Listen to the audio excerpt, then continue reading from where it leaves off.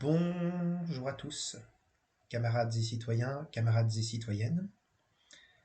Alors, je vais dire quelque chose d'assez bref aujourd'hui. Si tout anticapitaliste sérieux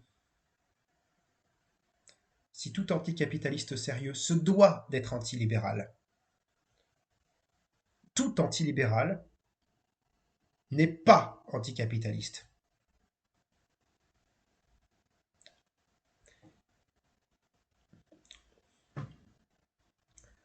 Le capitalisme, c'est la propriété privée des moyens de production, érigée en système économique. Ça, c'est clair. Le libéralisme, c'en est l'extension à la fois idéologique et, et mondiale, en fait. Le libéralisme, c'est le libre-échange, et c'est toute l'idéologie qui se trouve autour de libre concurrence. Donc, si vous voulez combattre le capitalisme, vous devez être antilibéral. Mais être antilibéral, ce n'est pas suffisant. Ce n'est pas suffisant pour combattre le capitalisme, être antilibéral. On peut avoir un capitalisme non libéral qui puisse exister. Ça peut exister. Et donc, du coup, si on se borne qu'à combattre le libéralisme, étant donné que le système capitaliste a tendance à recréer en soi de la dérégulation, donc de la concurrence, eh bien c'est peine perdue. C'est-à-dire c'est bien de couper les mauvais arbres, mais il faut aller à la racine. Mais avant d'aller à la racine, pour pas se piquer, il faut couper les mauvaises herbes. Les deux vont ensemble. On s'attaque au libéralisme pour s'attaquer au capitalisme. Mais le but à la base, c'est la fin de la propriété privée lucrative. C'est clair?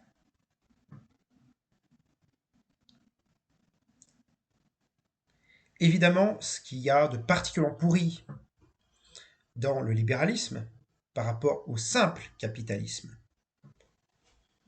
c'est que dans le libéralisme, dans la vision libérale, les rapports marchands sont tout puissants. Par ce jeu de l'ultra-individualisation, mais aussi de la communautarisation, mais aussi du communautarisme, parce qu'on a à la fois, on a les deux versions on a les deux versants dans le libéralisme. L'individualisme et le repli communautaire, identitaire. Les deux vont ensemble. C'est deux stratégies qui, dans le système libéral, permettent de diviser les classes exploitées. Soit le repliement égotique, consumériste, malsain, et soit celui identitaire, qui est tout aussi malsain et qui, lui, est factieux, qui est particulièrement factieux. Dans les deux cas, c'est moyen pour le capital de maintenir son emprise idéologique, en fait, le libéralisme. C'est de mettre les travailleurs en concurrence entre eux. C'est un outil de manipulation de masse tout à fait terrible. Et aujourd'hui, on a une gauche qui se prétend parfois anticapitaliste, mais qui n'est même pas fichu, le moins du monde, d'être réellement antilibérale. Et si elle n'était qu'antilibérale, ça ne serait pas suffisant.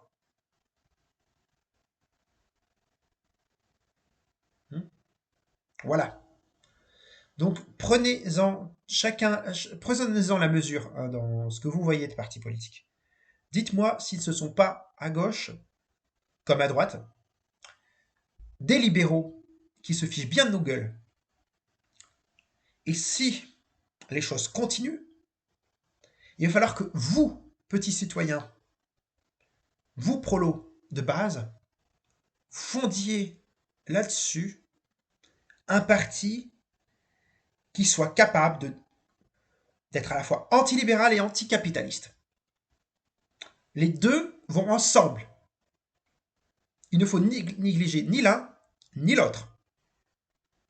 C'est clair. Parce qu'aujourd'hui, c'est ça le problème. Aujourd'hui, le problème, c'est la mondialisation libérale qui met les travailleurs en concurrence. Donc, si on n'est pas foutu de s'occuper du capitalisme mondialiste, eh bien, comment voulez-vous qu'on s'occupe du capitalisme national, hein? Aujourd'hui, c'est le capitalisme mondialiste et financier qui domine. Le capitalisme national et industriel, ça, c'est un peu passéiste, hein. Donc, pour sortir du capitalisme, il faut un retour à la nation, un retour à l'État-nation. J'entends la sortie de l'Union européenne, la sortie de l'OTAN, la sortie de l'euro, la défense de frontières économiques pour reprendre le contrôle. Raison, égalité, camarades, nous vaincrons. Du moins, je l'espère. Courage.